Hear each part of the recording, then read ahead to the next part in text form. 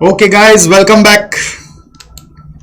जी हाँ, चलिए अब हम शुरू करते हैं अपना अगला unit which is customer profitability analysis. इधर टाइपो है, कस्टमर होगा कस्टमर। ठीक है, आप समझ लो आपके एग्जाम में अगर प्रैक्टिकल क्वेश्चन कुछ आएगा तो इस यूनिट से प्रैक्टिकल क्वेश्चन आने का संभावना है। ठीक है। दूसरा, मैंने आपको पिछले दिन सीआरएम पढ़ाया था, तो सीआरएम से आप समझ लो एक क्वेश्चन आने का चांस रहता ही है। CRM is important for one question in exam. बहुत ज्यादा बार पूछा है। ठीक है, बहुत ज्यादा बार पूछा है। और कस्टमर प्रॉफिटेबिलिटी एनालिसिस प्रैक्टिकल के लिए इंपॉर्टेंट है। थ्योरी भी आ सकता है बट प्रैक्टिकल के लिए ज्यादा इंपॉर्टेंट है। तो ये क्या कहता है? ये कहता है कि आप अपने जो कस्टमर को अपने यहाँ पर लेके आते हो, अपना मार्केटिंग करके, एडवर्टीजमेंट करके, ठीक है, तो बहुत बार ये होता है कि आप सारे कस्टमर्स को इतना इंपॉर्टेंस देने लगते हो कि आपके पास जो कस्टमर को इंपॉर्टेंस देना चाहिए, ज्यादा इंपॉर्टेंस देना चाहिए, उसके लिए रिसोर्स बचता नहीं, एनर्जी बचता नहीं। अब क्या है ना, हमारे इंडिया का कल्चर क्या है? हमारे इंडिया का कल्चर है कस्टमर देवो भव। क्या कल्चर है हमारा इंडिया में? कस्टमर भगवान है। तो कस्टमर आया है तो अपने उसके कारण ही सब कुछ चला पा रहे हैं, तो सब कुछ छोड़ के उनके पीछे लग जाते हैं। अब अपने को ये भी समझ में आता है इंडिया कल्चर में कि हर कस्टमर इंपॉर्टेंट है, हर कस्टमर भगवान का रूप है। भगवान है तो कोई भी भगवान ही है। तो अपना सारा तन मन धन लगा देते हैं to fulfil the need of that customer. ठीक है। अब कुछ कस्टमर ऐसे होते हैं जो आपका टाइम ज्यादा खाएगा, बात भी बहुत करेगा, डिटेल भी बहुत मांगेगा और काम करेगा आपसे, मतलब रेवेन्यू देगा आपको बहुत थोड़ा सा या प्रॉफिट देगा आपको बहुत थोड़ा सा। और कुछ कस्टमर ऐसे होते हैं जिनसे ज्यादा बात नहीं करना पड़ता, तो वो आपको ज्यादा प्रॉफिट देते हैं। अगर उनसे हम ज्यादा बात करने लगे तो, या ज्यादा उनके तरफ अटेंशन देने लगे, उनके नीड को समझने लगे, तो हमारी प्रॉफिट बढ़ सकती है। सो अगर हम ये सोचे कि अपने पास resource to serve the customers limited है, तो हमें सारे कस्टमर्स को उतना इंपॉर्टेंस नहीं देना है। हमें वही कस्टमर को इंपॉर्टेंस देना है जिनसे हमारा फ्यूचर में प्रॉफिट बढ़ सकता है। राइट? तो इस चीज को समझने के लिए एक कॉन्सेप्ट निकाला गया, customer life time value, CLTV। क्या कॉन्सेप्ट है? नाम से सोचो, customer life time value. What does it talk about? It talks about कि कस्टमर जो आपके साथ आज आया है वो आपको कितना रुपया का रेवेन्यू दे दे तो आप बोलेंगे इस कस्टमर ने मेरा मन खुश कर दिया। समझ गए? तो ये कॉन्सेप्ट बहुत जबरदस्त है, CLTV। ये कस्टमर हमारे साथ जब से जुड़ा है तब तक हमें कितना रेवेन्यू दे दे। मेरा एक दोस्त है, दोस्त क्या मैं बोलूँगा, दोस्त नहीं, मैं पहचानता हूँ। ठीक है, तो मैं उसको पहचानता हूँ। वो चलाता है कैफ़े कैलकाटा में, बहुत पॉपुलर कैफ़े है कैलकाटा में। उसका 10-15 ब्रांच तो मिनिमम होगा। बहुत अच्छा कैफ़े चलता है उसका।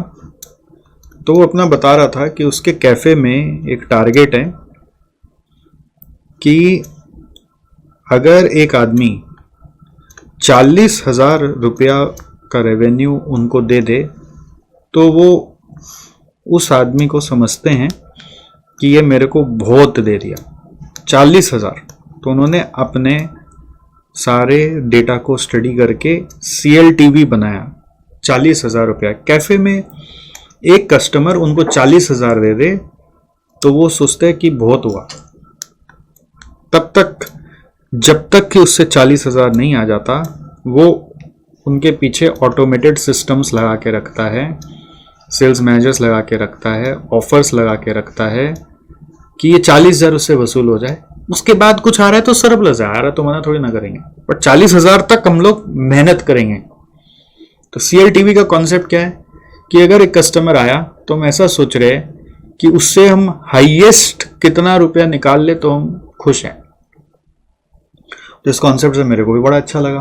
हम भी सोचे, SGC में एक स्टूडेंट आया तो मान लो कोई फाउंडेशन में आया तो हम लोग सोचेंगे कि उससे इंटर भी इतना पढ़वा ले, फाइनल भी इतना पढ़वा ले। तो हमने भी एक कैलकुलेशन किया, तो वहां तक हम लोग मेहनत करेंगे। That is the concept of CLTV। उसके बाद भी अगर कुछ आ रहा है तो बहुत अच्छी बात है। क्लियर है? तो जब तक ये कस्टमर से उसका CLTV नहीं निकाल लेते तब तक अपन उसको ऑटोमेटेड मार्केटिंग या कॉलिंग या फॉलो अप कुछ ना कुछ करते रहेंगे। अगर हम ये अचीव कर लिए तो हम समझेंगे कि हम लोग कस्टमर से सही प्रॉफिट्स निकाल दिए। और ये नहीं कर पा रहे तो हमारा क्या ना, मार्केटिंग का जो कॉस्ट लगता है वो वसूल नहीं होगा। अब आप एक चीज और सोचो कि जैसे आपने देखा होगा Paytm, गूगल पे, ये सब है ना, जब देता है फर्स्ट टाइम आप इसको यूज करेंगे तो 100 रुपये ऑफ मिलेगा, 500 रुपये ऑफ मिलेगा, ये कैशबैक मिलेगा, वो कैशबैक मिलेगा। तो वो क्या होता है, जब फर्स्ट टाइम यूजर को लोग इतना बेनिफिट्स एक्सटेंड करते हैं, यूजर को तो बहुत अच्छा लगता है, वाह वाह वाह 200 रुपये कम हो गया, कैशबैक आ गया।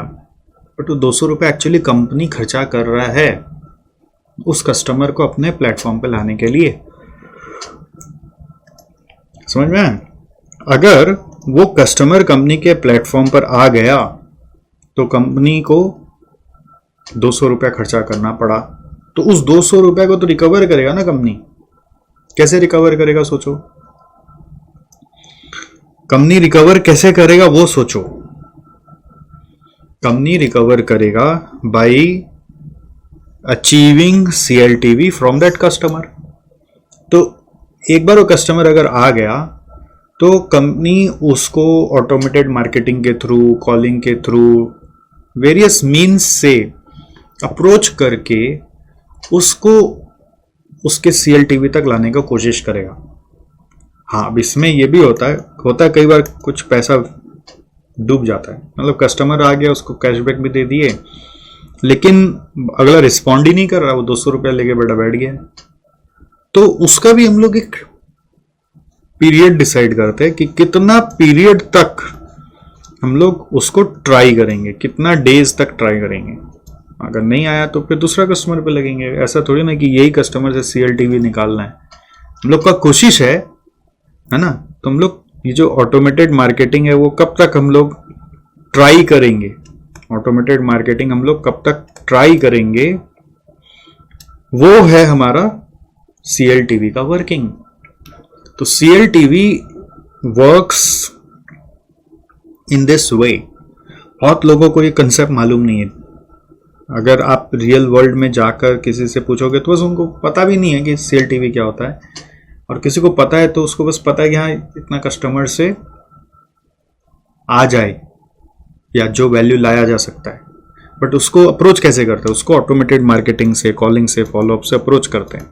अब कोई कस्टमर अगर निठल्ला है, रिस्पॉन्सिव ही नहीं है, तो इतना दिन तक ट्राई करके फिर छोड़ देते हैं, फिर सोच लेते हैं कि ये कस्टमर एक्वायर किया बट लॉस्ट हो गया, उसको बोलते हैं लॉस्ट कस्टमर। ठीक है?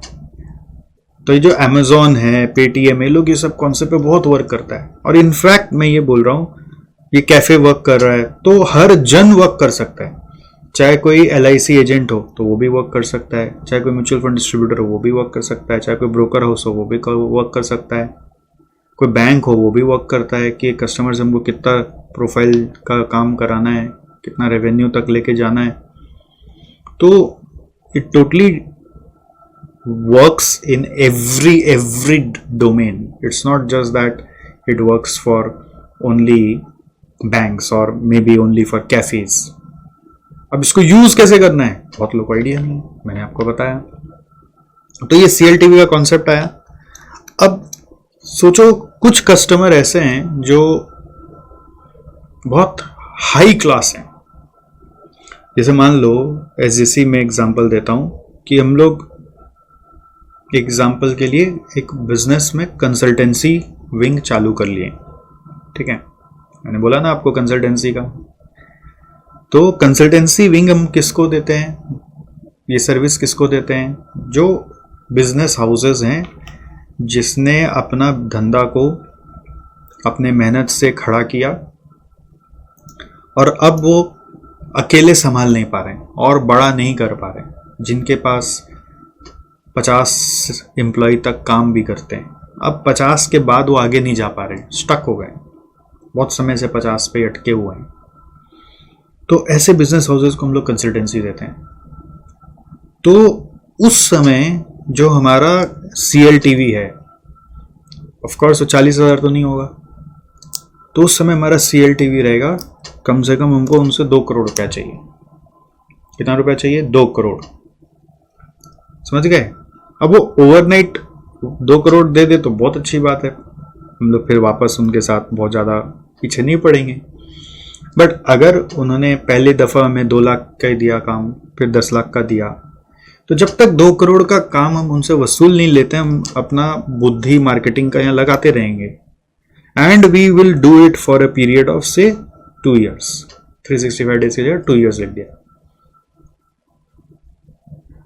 अब जहां पे 2 years लगा के एक कस्टमर से 2 करोड़ आ रहा है, वहीं पे एक दूसरा विंग है जहां पे स्टूडेंट विंग है, जहां पे 2 years लगा के हम 40,000 वसूल ले तो भी ठीक है, मतलब 40,000 का बिजनेस कर ले तो भी ठीक है। तो अब तुम सोचो कि हम ज्यादा समय किधर दें। इस कॉन्सेप्ट को जब हम एनालिसिस करें कि अलग अलग लाइफ टाइम वैल्यू के हिसाब से अलग अलग जो अमाउंट आ रहा है और इस अमाउंट से प्रॉफिट भी निकाला जाए कि किस में कितना प्रॉफिट आ रहा है, प्रॉफिट टर्म्स में जाके सोचा जाए, और इनमें से फिर चूज करना है कि किसको पहले प्रायोरिटी दे किसको बाद में दे। तो वो पढ़ाई को बोलते हैं कस्टमर प्रॉफिटेबिलिटी एनालिसिस, ठीक है। अब जरूरी नहीं है पूरा लाइफ टाइम पे हो, ये एक अप्रोच है लाइफ टाइम पे करने का, या फिर इसको एनुअल भी कर सकते हैं, लाइफ टाइम भी कर सकते हैं, या फिर इसको एनुअल बेसिस भी कर सकते हैं। या तो हम इसको लाइफ टाइम पे करें या तो हम इसको एनुअल बेसिस पे करें, ऐसा भी हो सकता है, ठीक है। कोई जरूरी नहीं लाइफ टाइम पे इवैल्यूएट करना है, या एनुअल बेसिस पे भी इवैल्यूएट हो सकता है, बट हम लोग प्रॉफिट के टर्म्स में जाके करेंगे। अब ये क्यों करते हैं? क्योंकि ये तब करना है जब आपको पता चले कि it is not possible for us to serve every customer equally, ठीक है। It is not possible for us to serve every customer equally. तो अब इसमें आप लोग ये सोचने लगे होंगे, अरे सर के पास तो बिजनेस कंसल्टेंसी का काम आ गया, फिर तो स्टूडेंट को इंपॉर्टेंस नहीं देंगे। ऐसा नहीं सोचते हैं, ये हम पर स्टूडेंट बता रहे हैं। अब बिजनेस कंसल्टेंसी का मान लो मेरे को साल में एक काम मिला, और स्टूडेंट लोग का मान लो 40,000 जैसा मेरे पास 1000 स्टूडेंट आ गया, तो कौन सा बड़ा हो गया? तो हम लोग को ना टोटल बेसिस में सोचना है, पर कस्टमर बेसिस पे नहीं सोचना है, कस्टमर सेगमेंट पे सोचना है, पर कस्टमर बेसिस पे नहीं सोचना है।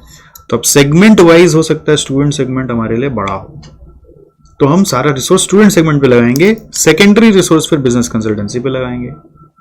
तो we can't see per customer wise. What we will see is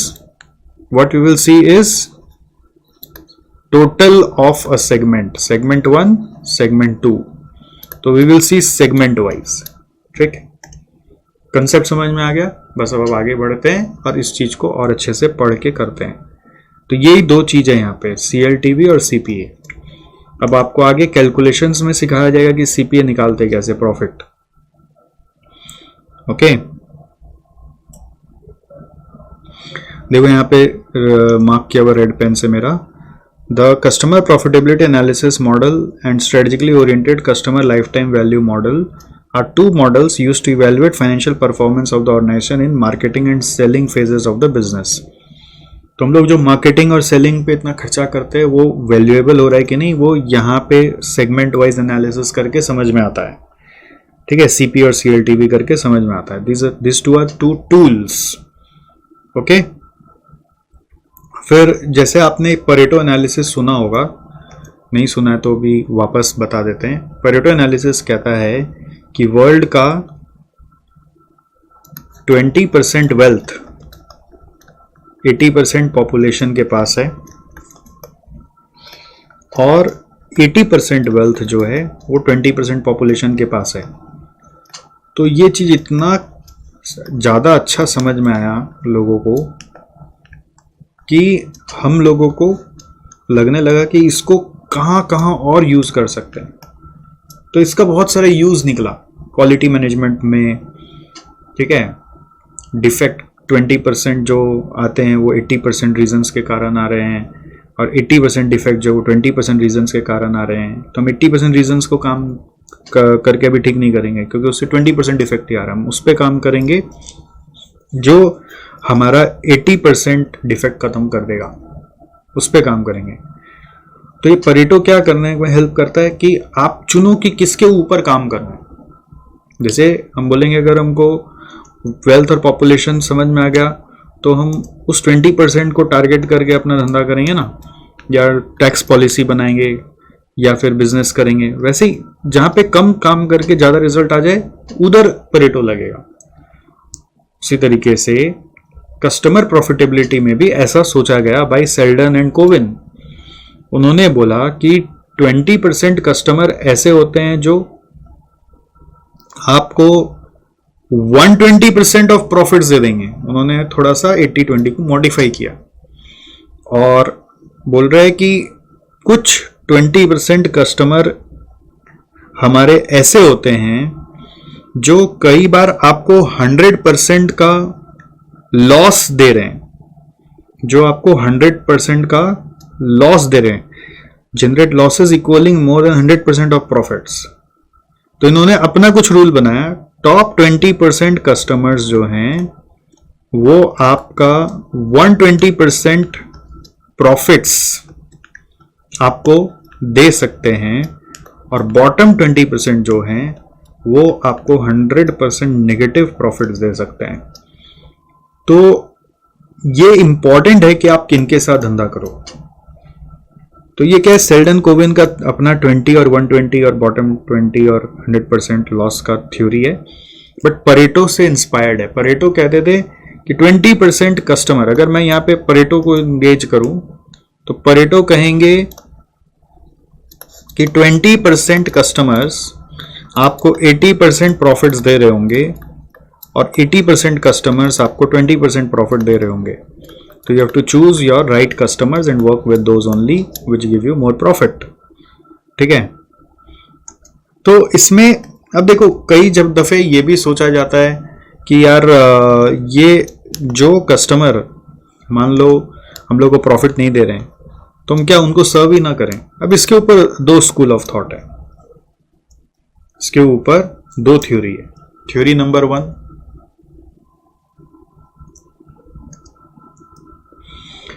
कि आप सच में उनको छोड़ दीजिए।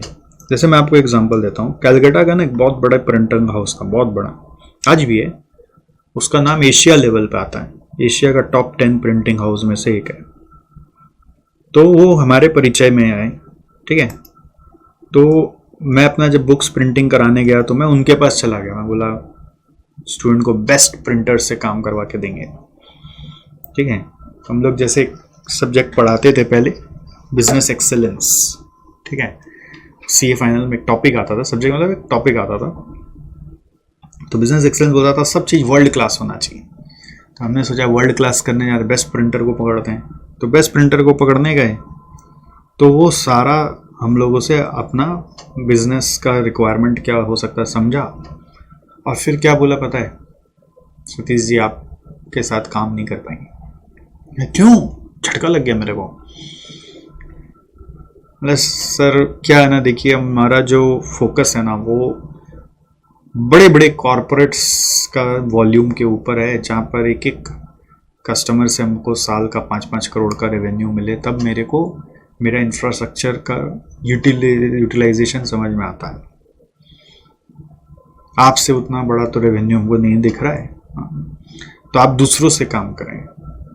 अगर आप मेरे साथ करेंगे तो मेरे को वो वॉल्यूम चाहिए। मेरे को बड़ा दुख हुआ, झटका लगा।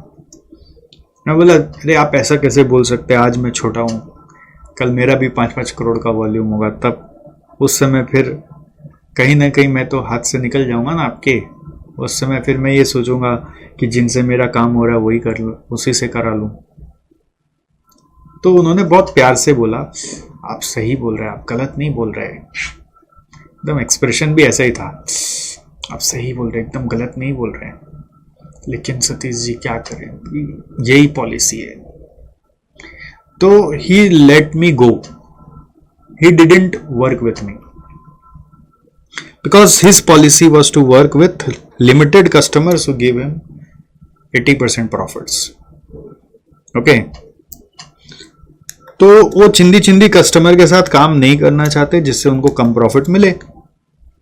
अब दूसरा पॉलिसी ये भी होता है, जैसे बैंक से, अब बैंक क्या करता है, वो बोलता है मेरे को हर कस्टमर का जरूरत है, ठीक है, सबका अकाउंट फ्री में खोलने को राजी है, 0 बैलेंस भी, 1000 रुपया बैलेंस भी, 5000 रुपया बैलेंस भी।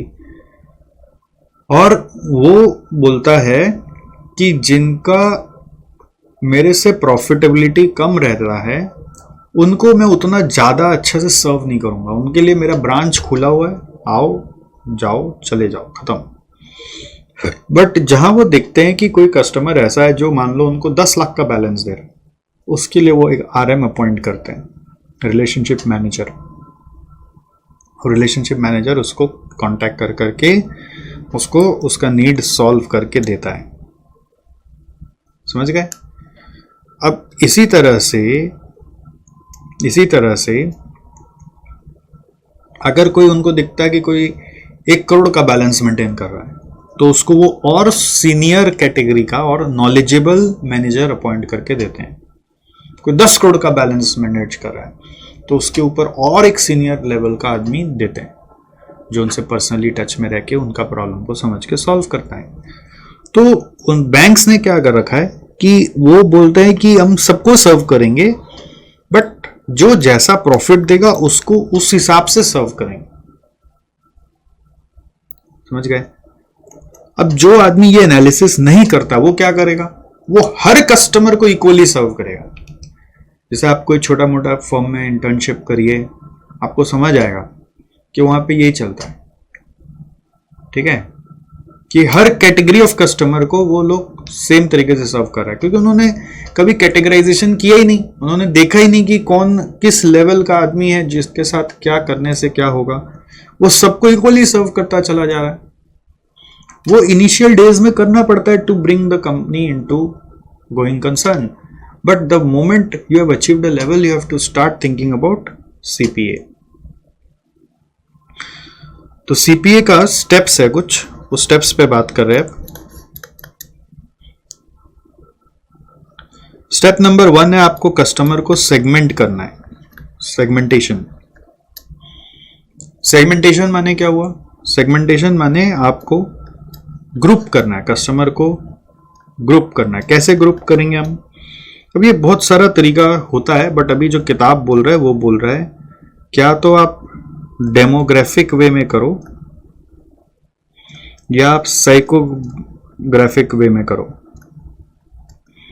डेमोग्राफिक क्या होता है,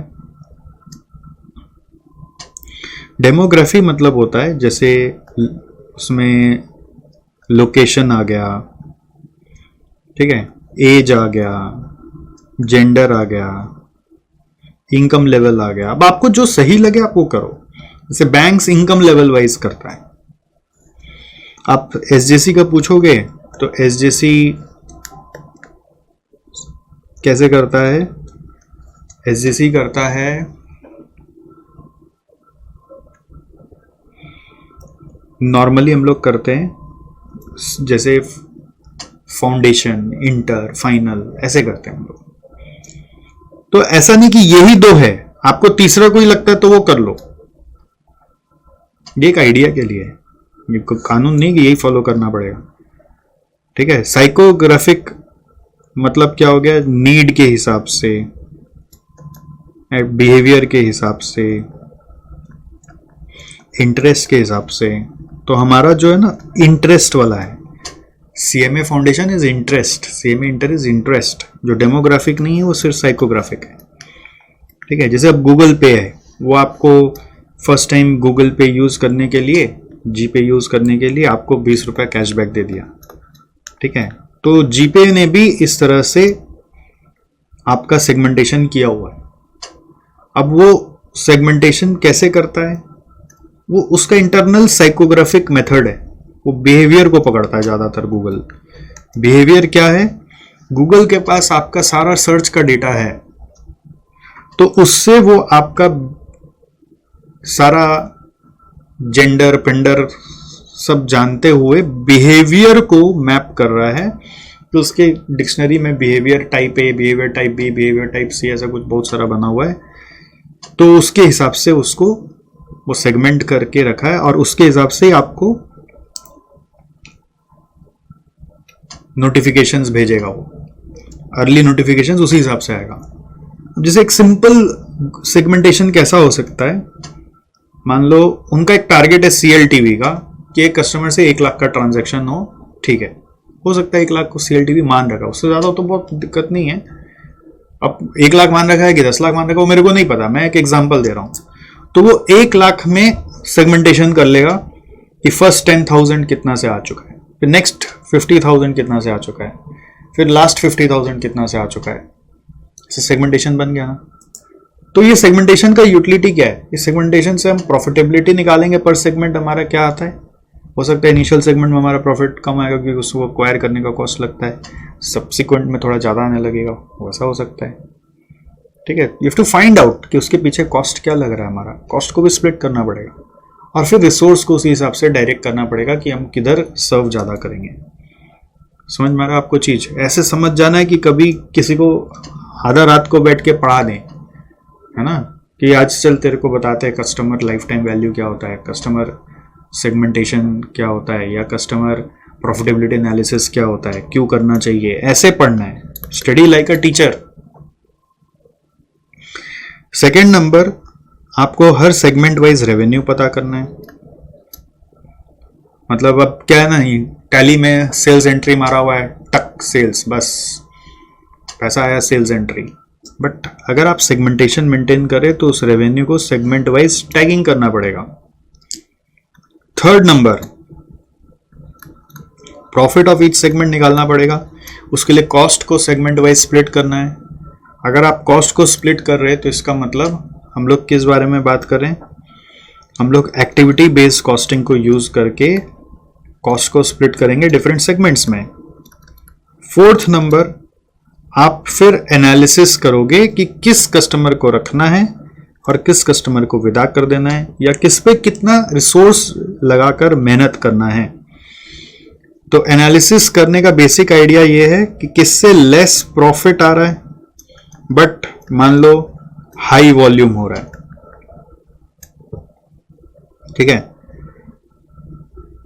किससे मान लो लेस हाई प्रॉफिट आ रहा है बट लो वॉल्यूम हो रहा है। ऐसा कुछ आपको ना डिफरेंट डायनामिक्स बैठाना पड़ेगा एनालिसिस करने का। और फिर लास्ट स्टेप क्या है, स्ट्रेटजीज बनाना है कि किससे हम काम करके अपना बिजनेस का प्रॉफिट बढ़ाएंगे, ठीक है। तो इन सब के बारे में नीचे सब यहाँ पे लिखा हुआ है। कस्टमर सेगमेंटेशन में 2 अप्रोच है, डेमोग्राफिक और साइकोग्राफिक। रेवेन्यू एट्रीब्यूट करना है, और रेवेन्यू के साथ साथ आप ये भी समझ लो कि आपको कोई भी तरह का डिस्काउंट्स भी यहीं पे एलोकेट कर देना है, ठीक है। रेवेन्यू के साथ साथ डिस्काउंट भी। Annual revenue calculated per segment with specific reference to products and services offered by the company, ठीक। एंड उसमें cash discount, bulk discount, cash discount और बल्क डिस्काउंट जो भी, यानी ट्रेड डिस्काउंट और कैश डिस्काउंट जो भी हो, दोनों यहाँ पे एडजस्ट होगा। कैश डिस्काउंट भी और ट्रेड डिस्काउंट भी, ऐसा नहीं कि सिर्फ ट्रेड डिस्काउंट डाला।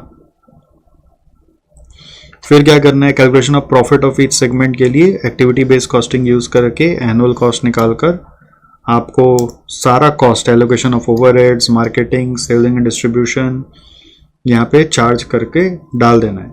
कभी कभी quality control cost, inspection cost, cost of order picking and delivery, cost of order fulfilment, सब ब्रेक होके आएगा, जैसा क्वेश्चन देगा वैसा करना पड़ेगा। थ्योरेटिकली आप 4-5-2-3 नाम लिख सकते हो। एनालिसिस में क्या करना है, आपको कस्टमर का रैंकिंग कर लेना है, ranked on the basis of profitability, ठीक है। आइडेंटिफाई करना है लेस प्रॉफिटेबल कस्टमर्स कौन है, ओके। और फिर स्ट्रेटजीज बनानी है। स्ट्रेटजीज ये बनानी है कि हम कैसे कोई कस्टमर को एलिमिनेट करें, कैसे हम लोग इंक्लूड करें, कैसे किसी कस्टमर को हम एलिमिनेट करें और कैसे हम किसी को इंक्लूड करें। तो डेवलपमेंट ऑफ स्ट्रेटजीज क्या है, once the customer base is arrange according to profitability, the next step is to develop strategies to maximize profits from the top profitable customers and eliminate non-profitable customers because they are value destroyers. जो non profitable है उनको eliminate करना है, जो non profitable है उनको eliminate करना है, ठीक है। तो एलिमिनेशन करने के लिए नॉर्मली मैं तो नहीं बोलता एलिमिनेट करो, मैं तो बोलता हूं उनको आप क्या करो,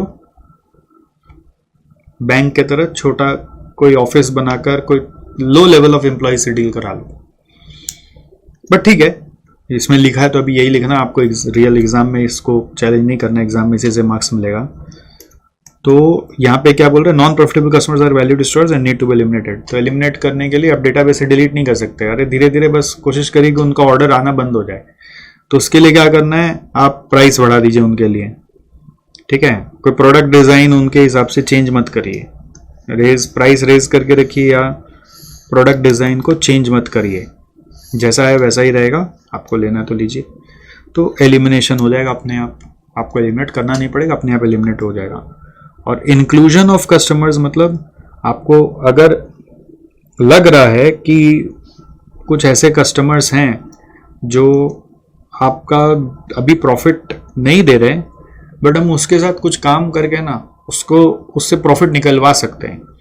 इंक्लूजन मतलब क्या हुआ कि है वो नॉन प्रॉफिटेबल बट उनको टर्न अराउंड कर सकते हैं कि उनका कॉस्ट कम करके या रेवेन्यू बढ़ाकर या बोथ करके या प्रोडक्ट री इंजीनियरिंग करके, जिससे कि हम उनके साथ अच्छा प्रॉफिट जनरेट कर पाए। पैकेजिंग को मॉडिफाई कर सकते हैं, प्रोडक्ट डिजाइन चेंज कर सकते हैं, इससे हम लोग कस्टमर्स को वापस से जीत सकते हैं। जैसे मान लीजिए मान लीजिए बैंक ने क्या किया, आजकल ऐसा मशीन्स लगा दिया, HDFC बैंक ने किया है, ये SBI ने भी किया है, और भी बैंक का मेरे को आइडिया नहीं है, 2 जगह मैंने देखा है कि वो लोग ने कैश डिपॉजिट वगैरह सब करने के लिए भी मशीन ले आए। सब चीज़ के लिए, हर बैंकिंग एक्टिविटी के लिए मशीन लगा दिया कि यार मशीन लगाने से क्या, मेरा मशीन का cost is much lower than the man power cost. तो उन्होंने इंक्लूड करने का ये स्ट्रेटजी लगाया। तो मेरा भी आइडिया ये रहता है कि इंक्लूजन रखो, एक्सक्लूजन मत करो। तो एलिमिनेशन और इंक्लूजन किसका है, नॉन प्रॉफिटेबल कस्टमर्स का बात हो रहा है। और जो कस्टमर हाईली प्रॉफिटेबल ऑलरेडी है उसके साथ भी रिवर्क करना पड़ेगा कि कैसे हम उससे और प्रॉफिट निकाल सके, जिसके बारे में यहाँ पे लिखा नहीं है, ठीक है। लिखा नहीं है तो आपको एग्जाम में लिखना नहीं, बट आपको नॉलेज के लिए बता दिया। और स्टेप नंबर 6 क्या है, रिव्यू ऑफ स्ट्रेटजीज है। स्ट्रेटजी आज जो सोचा वही परफेक्ट है, जरूरी नहीं है। तो आपको 6ठा नंबर रिव्यू भी करना है स्ट्रेटजी को। तो ये स्टेप नंबर 6 है, विच इज सेइंग दैट आपको changes in pricing, cost reduction, customer service, ये अप्रोप्रिएट पीरियड पे रिव्यू करते रहना है, इन अप्रोप्रिएट इंटरवल। नहीं तो क्या होगा, आज जो स्ट्रेटजी सोचा, जो आज वर्क किया, कल जरूरी नहीं वो वर्क करेगा, ठीक है। तो हम लोग बहुत बार क्या सोचते हैं ना, हमारा स्टूडेंट लाइफ में एक माइंडसेट बन जाता है कि बस एक बार पढ़ लो, एग्जाम दे दो और हो गया, काम खत्म। तो it's not like that in real world. It doesn't happen like this कि आप जो सोचे बस एक बार कर दो और हो गया। Everything is dependent on this consistent review, continuous upgradation, continuous thinking. Business is always an infinite game. You have to play it every day. Every day you have to play it. So you can't just say कि अब ये हो गया. तो it's a continuous process. Now it depends on you if you want to apply this theory or not. But if you have to apply, you have to apply every time. समझ में आया? और ये बहुत इजी है याद रखना, steps of CPA, और एग्जाम के लिए इंपॉर्टेंट भी क्वेश्चन हो सकता है स्टेप्स का question. What is CPA question आएगा, फिर बोलेगा उसका स्टेप्स बताओ. तो व्हाट इज सीपीए में आप क्या लिखोगे? It is a tool for evaluating financial performance and of organisation in marketing and selling phases. ठीक है, इसमें हम लोग कस्टमर्स को डिफरेंट सेगमेंट्स में कैटेगराइज करके उनका प्रॉफिट एनालाइज करके उनके लिए अच्छी अच्छी स्ट्रेटजीज बनाते हैं जिससे हम उनसे और बेटर प्रॉफिट कमा सकें. It is a strategy to maximise profit by analysing the profitability of the customers. ये सब वर्ड्स लिख सकोगे? सर लिख तो सकेंगे, लेकिन अभी याद रहेगा कि नहीं रहेगा वो पता नहीं है. बट ये यहीं से बना रहा है, ऐसा कुछ नहीं है कि कोई रॉकेट साइंस बता रहे हैं आपको. यहाँ पर बेसिकली आप ऐसा बोल सकते हैं कि स्ट्रेटजी टू मैक्सिमाइज प्रॉफिट है. ये आप ऐसा बोल सकते हैं, स्ट्रेटजीज टू मैक्सिमाइज प्रॉफिट.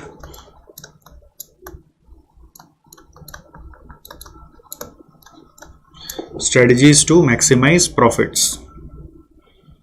अब इसके बाद स्टेप्स में आपको बहुत इजी कर दिया मैंने. सेगमेंटेशन करो, रेवेन्यू एलोकेट करो अलॉन्ग विद डिस्काउंट्स, फिर कॉस्ट यूजिंग एबीसी, तो प्रॉफिट आएगा, तो प्रॉफिट का एनालिसिस करना है, फिर स्ट्रेटजी बनाना है, फिर स्ट्रेटजी को रिव्यू करना है.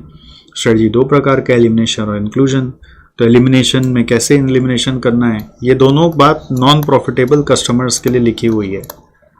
ठीक है, याद भी हो जाना चाहिए, संग संग याद हो जाए तो एक बार आपको लगेगा कि हाँ मेरे को आ गया. ठीक है, अब नेक्स्ट आओ analysis of customer profitability database. तो ये जो एनालिसिस है यहाँ पे तो बस बोला था रैंक कर लो. ठीक है, बट रैंकिंग से खाली एनालिसिस नहीं होता. एक और कॉन्सेप्ट है यहाँ पर जिसको हम लोग बोलते हैं डिसीजन ग्रिड एनालिसिस. क्या नाम देते हैं? Decision grid analysis. क्या नाम है? Decision grid analysis.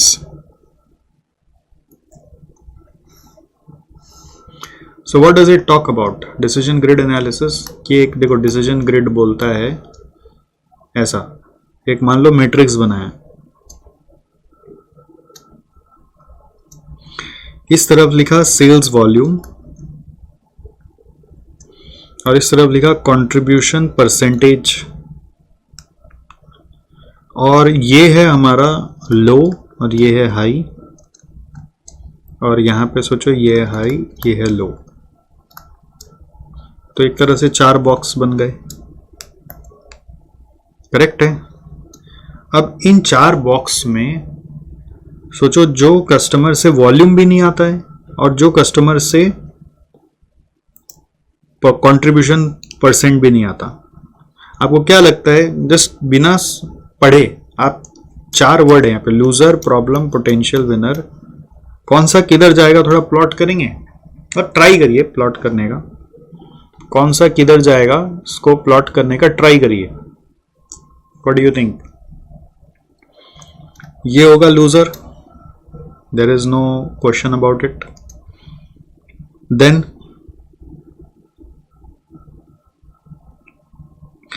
जिससे वॉल्यूम हाई है बट कंट्रीब्यूशन नहीं ला पा रहे तो वो प्रॉब्लम है. जिससे कंट्रीब्यूशन हाई है बट वॉल्यूम नहीं ला पा रहे वो पोटेंशियल है, और जिससे दोनों हाई मिल रहा है वो विनर है. ठीक है, अब सबसे काम धंधा कैसे करना है, क्या स्ट्रेटजी लगानी है, सबके लिए स्ट्रेटजी सोचना है. तो लूजर के लिए स्ट्रेटजी क्या होगी आप सोचो. What should be the strategy? तो ऊपर में ही पढ़ा था अभी लूजर्स के लिए. तो लूजर का स्ट्रेटजी क्या होना चाहिए? एलिमिनेशन या इंक्लूजन. ऊपर में पढ़ा था ना, नॉन प्रॉफिटेबल के लिए यही है. प्रॉब्लम वाला के लिए क्या होना चाहिए? नॉर्मली एलिमिनेशन बोलना चाहिए. लूजर के लिए एलिमिनेशन ही बोलो, इंक्लूजन मत बोलो, एलिमिनेशन. और प्रॉब्लम वाला के लिए turn around. Turn around strategy मतलब आप देखो कि क्या ऐसा करे कि उससे बिजनेस बढ़ जाए। तो वो टर्न अराउंड स्ट्रेटजी है, एक तरह से इंक्लूजन स्ट्रेटजी है, इंक्लूजन स्ट्रेटजी है, ठीक। जहां पे आपको लग रहा है कुछ करके कुछ फायदा हो जाए तब आपको चेंज करना है। तो जहां वॉल्यूम थोड़ा हाई है वहां पे टर्न अराउंड करिए। और कई बार आपको लगता है कि नहीं, मैं ऐसे जगह काम ही नहीं करना चाहता, पॉसिबल नहीं है, तो एलिमिनेट करिए। अगर आपको लग रहा है कि यहाँ पे काम नहीं होगा तो एलिमिनेट करिए। फिर पोटेंशियल, अगर पोटेंशियल है तो what will be the strategy for potential? Potential से आपको सेल्स वॉल्यूम कम मिल रहा है तो सेल्स वॉल्यूम बढ़ाना है। तो क्या करना है आपको? कुछ प्रमोशन ऑफर निकालने हैं। वॉल्यूम बढ़ाने का तरीका क्या है? प्रमोशंस करने हैं, लॉयल्टी स्कीम बढ़ाना है, ठीक है। और विनर है तो क्या करना है? विनर को रिटेन करना है, ठीक। विनर के लिए आपको क्या करना है? रिटेंशन करना है। तो उनके साथ रिलेशन बिल्डअप करना है जिससे कि वो आपके साथ ही काम करे, उनकी नीड को समझ के असेस करके आपको उनके साथ बने रहना है। प्रोडक्ट में जो मॉडिफिकेशन करना है वो करने का प्रयास करना है, ठीक है। तो ये डिसीजन ग्रिड एनालिसिस है, इसको शॉर्ट में डीजीए भी बोलते हैं। और ये एग्जाम में अगेन इंपॉर्टेंट है, एग्जाम में मैट्रिक्स बना के समझाएंगे और फिर एक एक कैटेगरी का मतलब बताएंगे, लूजर कौन है और फिर उसकी स्ट्रेटजी बताएंगे, फिर प्रॉब्लम कौन है उसकी स्ट्रेटजी बताएंगे, पोटेंशियल कौन है उसकी स्ट्रेटजी बताएंगे। It will work like this, okay. तो यही है सीपीए, खत्म हो गया। सीपीए में आपको समझाया सीएलटीवी और सीपीए। सीपीए का स्टेप्स है, सीएलटीवी का कुछ स्टेप्स नहीं आया। सीएलटीवी का भी स्टेप्स होता है, जो आपके यहाँ पे कवर्ड नहीं है तो नहीं पढ़ना है। सीएलटीवी के बारे में कुछ बोला नहीं है तो नहीं पढ़ना है। हाउएवर मैं आपको थोड़ा सा सीएलटीवी का बता देता हूँ, अगर कभी कोई डेफिनेशन आ जाए तो it is basically suppose to be present value of all revenue, या प्रॉफिट भी बोल सकते हो आप, और profit expected from a customer over its lifetime.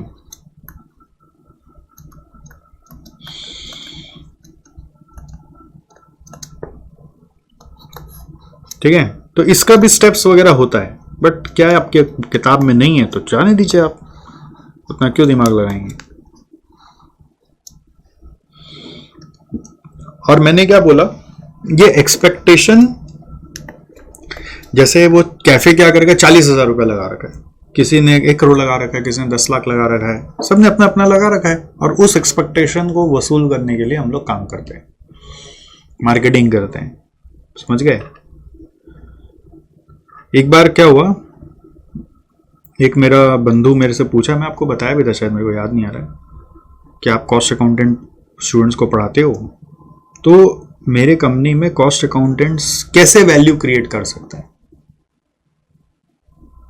पता है, सच बताऊं, मेरे पास कोई आंसर नहीं था बोलने के लिए। क्यों नहीं था? क्योंकि मैं आप लोग को इमेजिन करने लग गया, और इमेजिन करने लगा मतलब ये बच्चा लोग तो कुछ बोल ही नहीं पाता यार, क्या करें इनका, इनको जो पढ़ाते वो सीरियसली पढ़ता नहीं है, वो याद ही नहीं रखता है, उसको ये समझना ही नहीं है कि ये चीज रियल वर्ल्ड में कैसे इंपॉर्टेंट है। वो बस ये सोच रहा है एग्जाम में आएगा ये नहीं आएगा, ये आएगा ये नहीं आएगा, और उतना ही मेहनत कर रहा है। तो मैं उसको क्या बोलूं कि ये लोग सिर्फ एग्जाम के लिए पढ़ता है, पास हो जाता है, फिर सब भूल जाता है। तो मैं कुछ बोला ही नहीं, मैं बोला बताऊंगा आपको, आराम से बताऊंगा। टाइम ले लिया, ये सबसे अच्छा स्ट्रेटजी मैंने लगाया, आराम से बताऊंगा अभी डिटेल में आपको। मतलब ऐसा कुछ नहीं है कि वो रेडीमेड होता है कुछ, मैंने ऐसे फिर साइलेंटली बोला ऐसा कुछ नहीं कि वो रेडीमेड होता है कि ये यही करेगा, उसके पास बहुत सारी कैपेबिलिटीज़ होती है, वो जैसा आपका रिक्वायरमेंट है उसको समझ के वो काम कर सकता है। मैंने ऐसा बोल के छोड़ दिया एक बार, और डिटेल में आपको बताएंगे, समझ गए। अब आपसे अगर पूछा जाए कि मैं आप एज ए सीएमए आपको हायर करूंगा तो आप मेरे को क्या करके दोगे? अगर आपके पास आंसर नहीं है तो फिर हायर ही नहीं होंगे आप बोलेंगे जो आप करवा लीजिए। अरे हम क्या करवा लें, तुमको क्या आता है बताओ। तो तुमको बोलना आना चाहिए सर मैं आपको कस्टमर प्रॉफिटेबिलिटी एनालिसिस करने में हेल्प करूंगा। बोले इससे क्या होगा? बोले इससे ये होगा कि आपका जो लिमिटेड रिसोर्स है सर वो आप हर कस्टमर में यदि वे यूज़ कर लेते हैं तो आपकी प्रॉफिटेबिलिटी इक्वल नहीं आती है हर बार।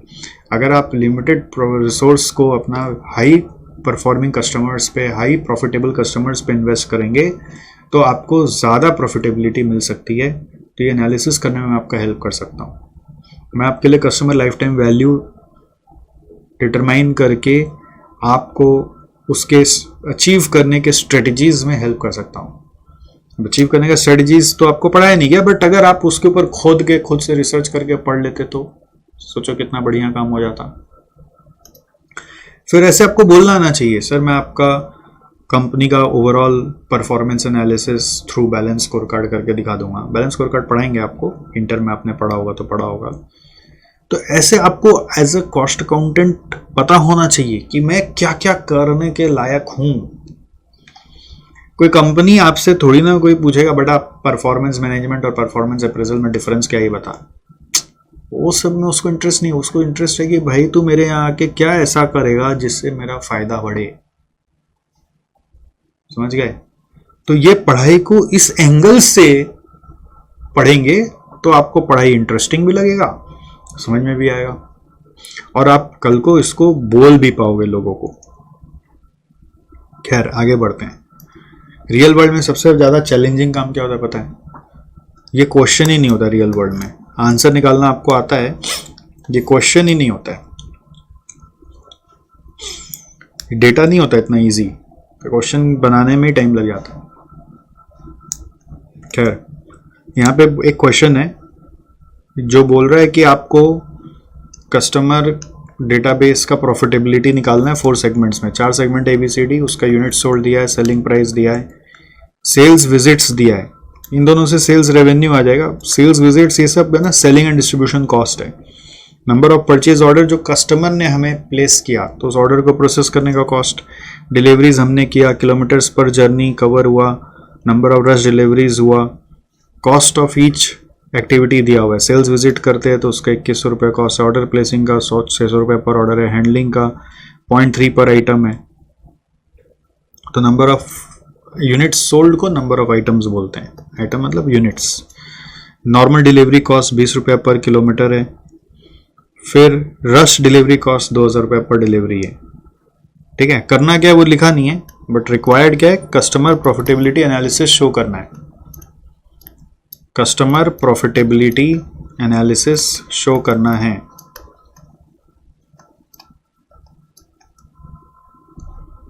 Got it? सो स्टेटमेंट बनाना पड़ता है इसके लिए। कैसे बनाते हैं अभी हम उसको रेफर नहीं करेंगे, हम अपने से बनाएंगे। आप मेरे साथ कॉपी में भी काम कर सकते हो। You can start noting this in your copy. ये क्वेश्चन हम लोगों ने जो आपको चैप्टर वाइज नोट्स दिया उसमें भी मिलेगा।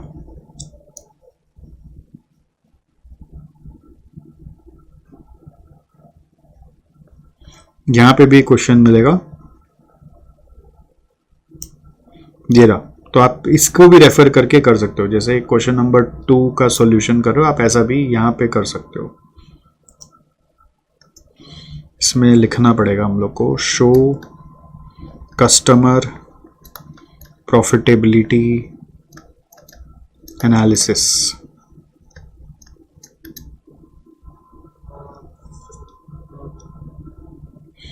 आओ कॉपी में कर लो, जो भी क्वेश्चन नंबर इंस्टीट्यूट मैट का रेफरेंस देना है वहां का दे दो, या ये क्वेश्चन नंबर 2 का रेफरेंस दे दो। Solution to question number 2, page number लिख लेना। Statement showing customer profitability analysis साथ साथ करो।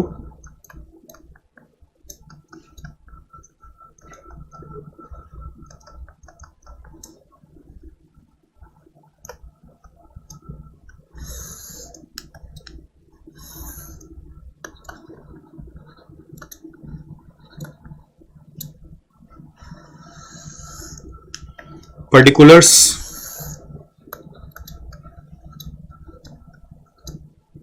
ABCD टोटल भी कर सकते हैं,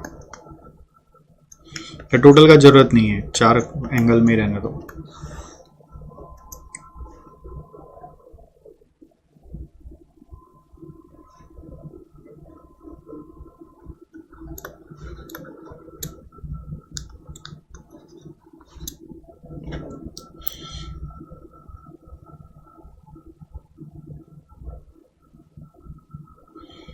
पहले सेल्स लिखेंगे, सेल्स कैसे आएगा, इन दोनों को मल्टीप्लाई करके 60,000 इंटू 2 1,20,000,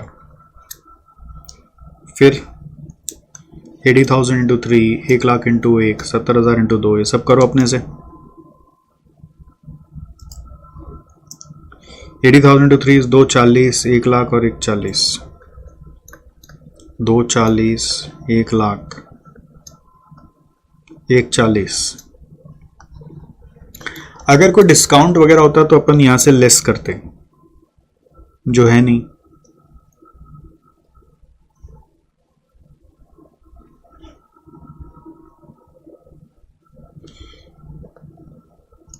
फिर लेस करना है सारे कॉस्ट। तो कॉस्ट में अब जो कॉस्ट आपको दिख रहा है, अभी यहाँ पे एक्टिविटी वाइज यही सारा एक्टिविटी डिटेल्स दिया हुआ है, और ये सारा एक्टिविटी वाइज रेट पर एक्टिविटी दिया हुआ है, पर ड्राइवर बोलते हैं बेसिकली, रेट पर ड्राइवर दिया हुआ है। तो बस इन दोनों को मल्टीप्लाई कर करके टोटल कॉस्ट निकालना है। तो सेल्स विजिट का 2100 पर विजिट है, तो इंटू 33510 करना है, ठीक है। तो ऐसे लिख के करो, sales visit cost at the rate ₹2100 per visit.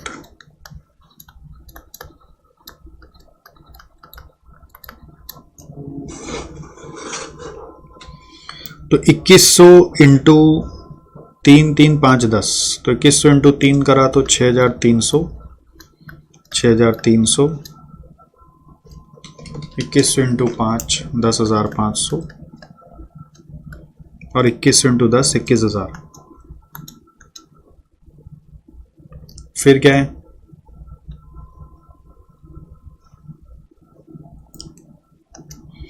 Order placing का 600 पर ऑर्डर,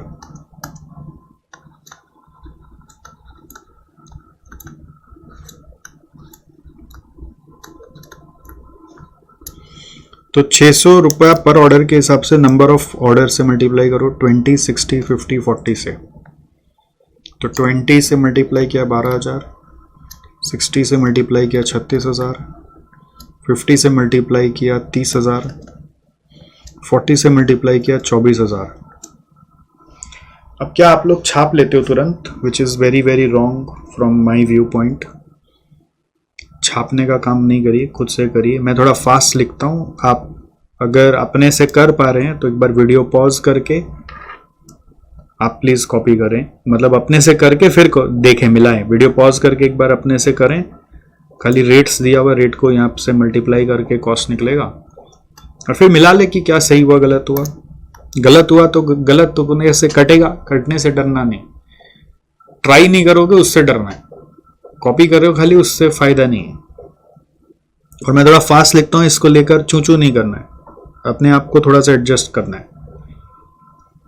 फिर क्या है, नेक्स्ट कॉस्ट क्या है, प्रोडक्ट हैंडलिंग 0.3 पर आइटम, आइटम मतलब यूनिट सोल्ड, 60 80 1,00,000 और 70,000।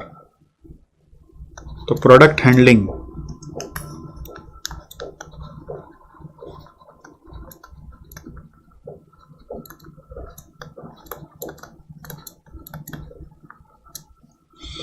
.3 per item is 0.3 into 60,000 is 18,000.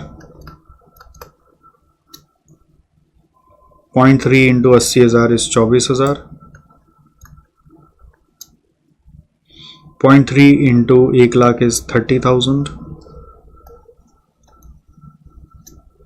And 0.3 into 70,000 is 21,000.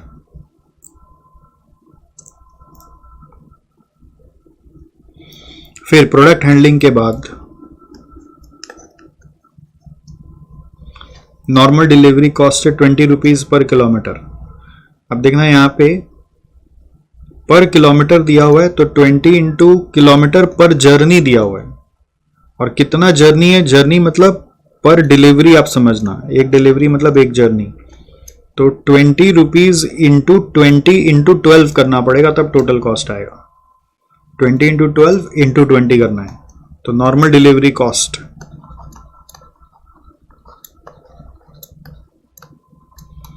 @ 20 rupees per kilometre है, तो 20 इंटू 20 इंटू 12 वैसे जाना है। टोटल किलोमीटर टोटल डिलीवरी से आएगा, तो 240 इंटू 20 4800।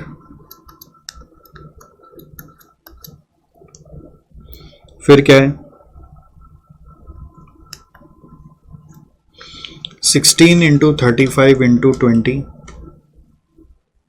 11200।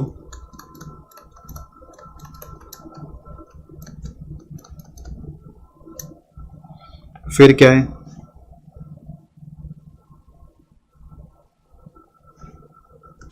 25 इंटू 10 इंटू 20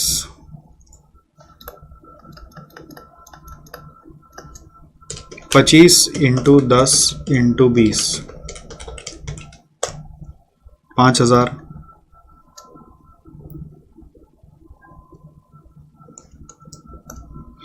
फिर क्या है, 15 50 और 20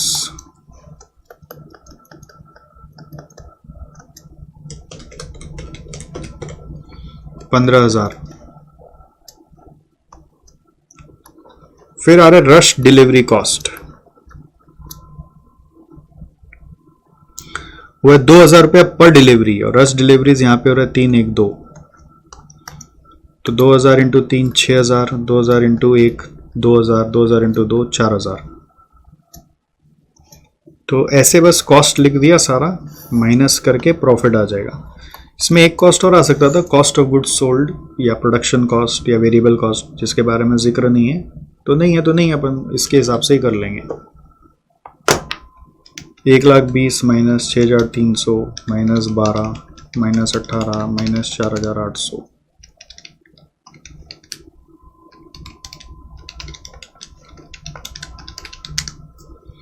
$78,900 आ रहा है,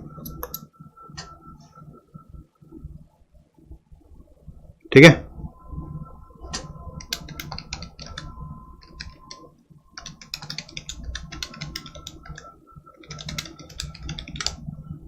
ये आ रहा है 156,500।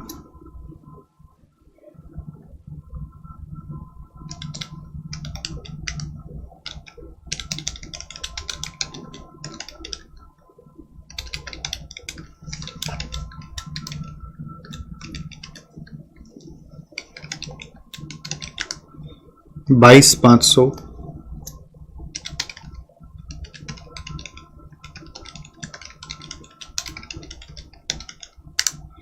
55।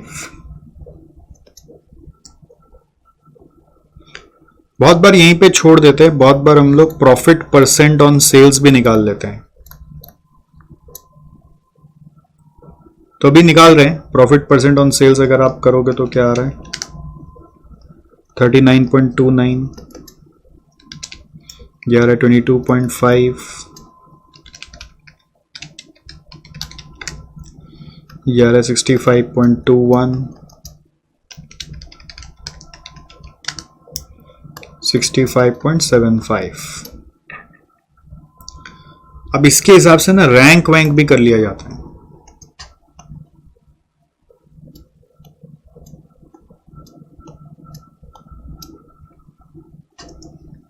तो पता चल गया कौन सा बेस्ट कस्टमर है।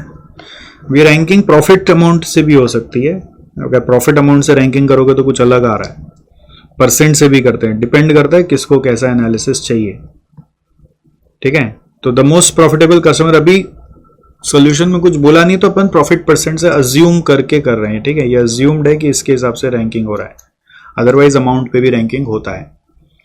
तो इनमें से बेस्ट कस्टमर हम लोग का ये है, वर्स्ट कस्टमर ये है, तो इसको एलिमिनेट करो और इसके ऊपर देखो कि क्या स्ट्रेटजीज बनाई जाए जिससे इसका प्रॉफिट और बढ़े। मैक्सिमम रिसोर्स यहाँ एलोकेट करो, मतलब इसके हिसाब से प्रोडक्ट डेवलपमेंट करो, इसके हिसाब से कुछ और बिजनेस अपॉर्चुनिटी हो सकता है, ऐसे कस्टमर्स को और लाने का कोशिश करो जो इसी स्ट्रक्चर में आपके साथ काम करें। और एक तरीका होता है जैसे बाकियों से भी आप देखो कि कैसे कॉस्ट कम हो सकता है। टर्न अराउंड स्ट्रेटजी बाकियों के लिए लगाओ, 2 और 3 के लिए टर्न अराउंड स्ट्रेटजी लगाओ। इनके लिए क्या करो, टर्न अराउंड करो कि कैसे इनके यहाँ पे कॉस्ट कम हो सकती है, कैसे यहाँ पे प्राइस थोड़ा सा बढ़ा सकते हैं क्या, जिससे इनसे भी प्रॉफिट हमारा बढ़ जाए। समझ गए? वैसे 1 और 2 में बहुत ज़्यादा फर्क नहीं है, बट फिर भी आप सोच सकते हैं कि इनमें और क्या किया जाए जिससे कि हम और बेटर कर सकें। तो ये अल्टीमेट एनालिसिस है। तो एनालिसिस एग्जाम में आपको लिखना पड़ेगा, ठीक है। तो एनालिसिस क्या लिखना है, देखो यहाँ पे कैसे लिखा, पहले वो पढ़ लेते हैं। यहाँ पे बोल रहा है shows that while A and B are the profitable customers, D and C are less profitable। A B का रेंज सेम है और D और C का रेंज सेम दिख रहा है। फिर बोल रहा है strategies would be developed by the after such a customer profitability analysis, strategies would be developed by the company in practical scenario the situation is not as simplistic as depicted in the illustration and thus decision grid analysis is formulated for analysis of profitability of the customers। तो ये line तो कोई question के angle से बोला ही नहीं है, ये लाइन तो क्वेश्चन के एंगल से बोला ही नहीं है। क्वेश्चन के एंगल से बस इतना ही बोला है कि ए बी प्रॉफिटेबल है, सी डी उतना प्रॉफिटेबल नहीं है। बट स्ट्रेटजी बोलता है बस कि ये इतना सिंपल नहीं होता, इसलिए डिसीजन ग्रिड एनालिसिस बनाना चाहिए। बस इतना बोल के हम लोग को कंफ्यूज करके छोड़ दिया है। ऑलराइट, तो आप एनालिसिस क्या लिखेंगे, एनालिसिस लिखेंगे the most profitable customer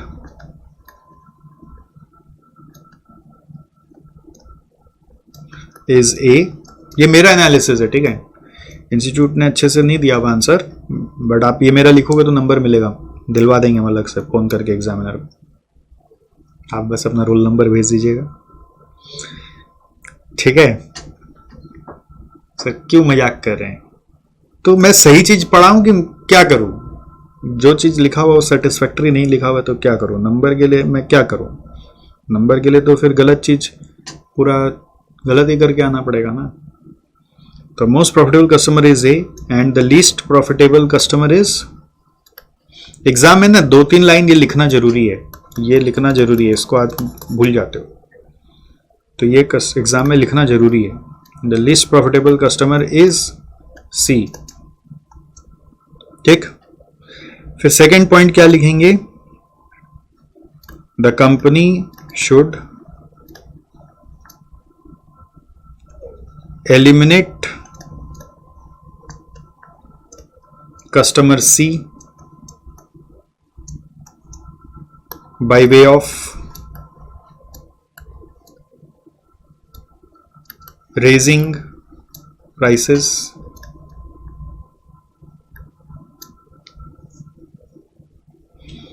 by way of raising prices। और कैसे एलिमिनेट कर देते हैं, or not modifying its product or policies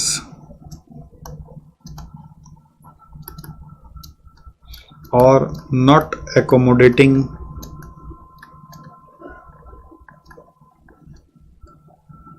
the needs of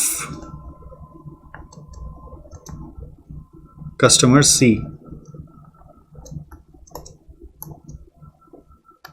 ठीक है।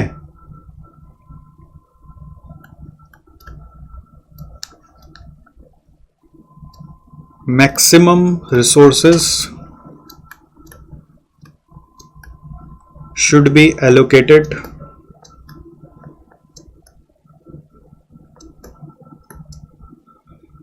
To fulfill the needs of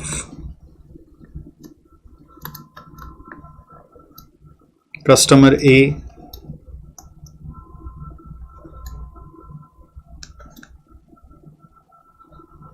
to generate more profitability। अब ऐसा कोई कंपनी करने जाता है, आप बोलते हैं कैसा कंपनी है, हम लोग को तो इग्नोर ही कर दिया। अगर आप सी में तो आपको ऐसा लगेगा, अगर आप ए में तो आपको लगेगा वाह कैसा कंपनी है यार, मजा आ गया। तो जो अपोजिट साइड में होता है उसको खराब लगता है, जो सेम साइड में होता है उसको अच्छा लगता है। बट धंधा तो यही है ना, क्या करेगा। For customers B and D, for customers B and D, turnaround strategy may be adopted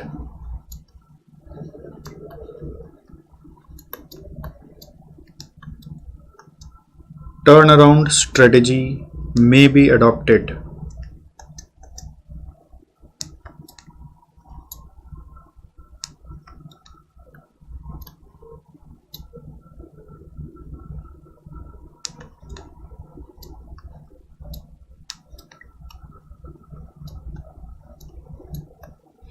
and should be, and if not possible, नहीं ये बात नहीं लिखते हैं। B is already very near to the most profitable customer, ठीक है। B is already near to A, B is already near to A and hence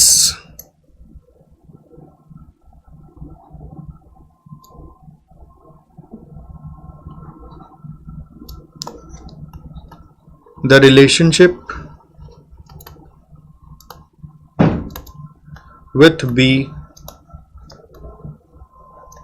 should be improved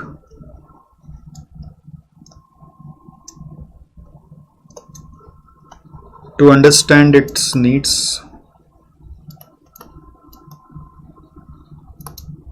ठीक है।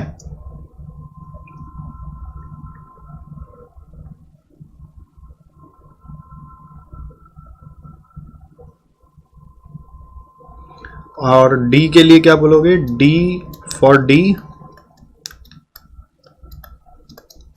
A turn around strategy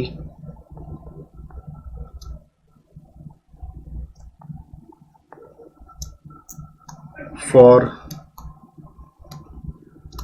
modification of designs, packaging,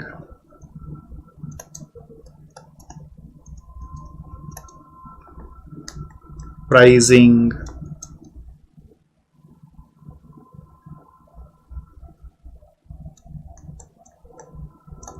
may be followed। देखो क्या ले रहा है लिखा हुआ, इस लिखा हुआ से क्या समझ में आ रहा है।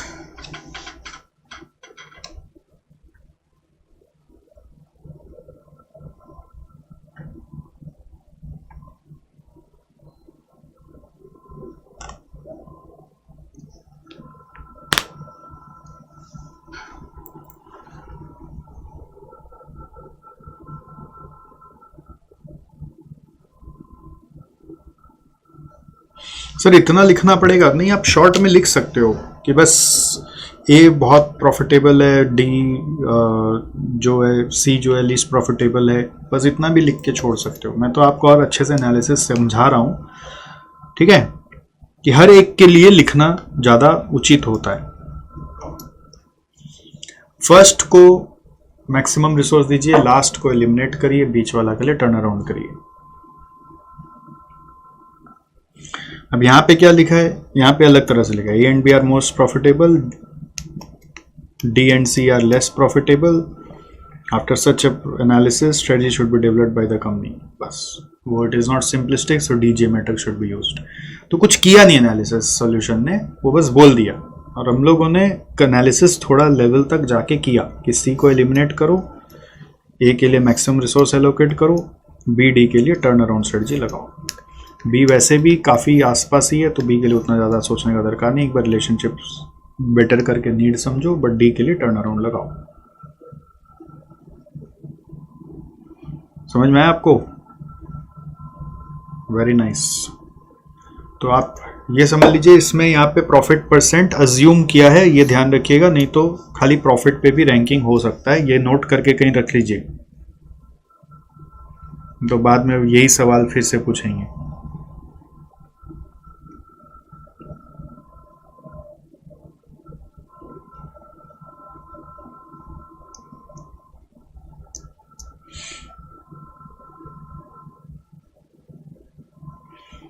हो गया।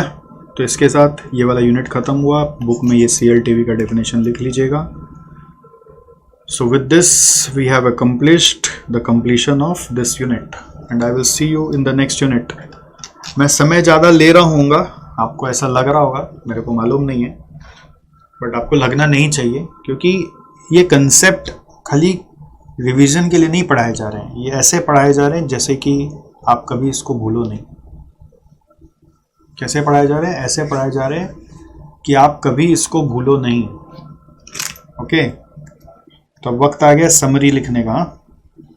तो समरी लिखने के लिए क्या करना है? सबसे पहले आपको customer life time value and CPA का डेफिनेशन लिखना है।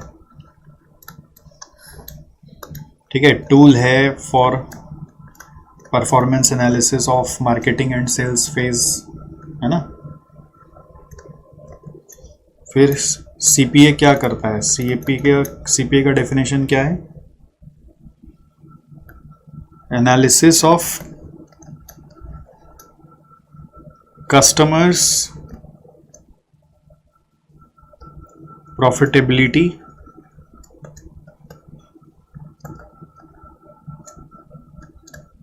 टू मैक्सिमाइज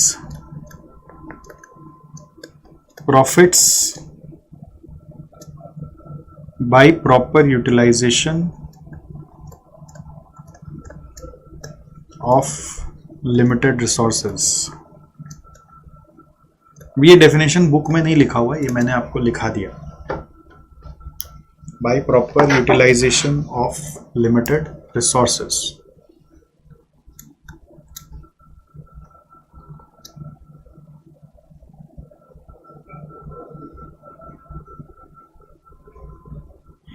अब CPA का स्टेप्स लिखना है, तो स्टेप्स का भी डिटेल जो भी है वो आप लिख लेंगे अपने से, है ना। फिर आपको ये डिसीजन ग्रिड एनालिसिस लिखना है, उसका मैट्रिक्स बनाना है, और मैट्रिक्स में स्ट्रेटजी लिख लो तो बेटर है। ये मैट्रिक्स बना के इसी के अंदर जो था ना, इधर लूजर था, इधर विनर था, इधर प्रॉब्लम था, इधर पोटेंशियल था, तो इसी के अंदर छोटा सा लिख लेना है कि क्या करना है। विनर को रिटेन करना है, प्रॉब्लम के साथ क्या करना है, टर्न अराउंड करना है, लूजर को एलिमिनेट करना है, पोटेंशियल के साथ प्रमोशन करना है। Got it?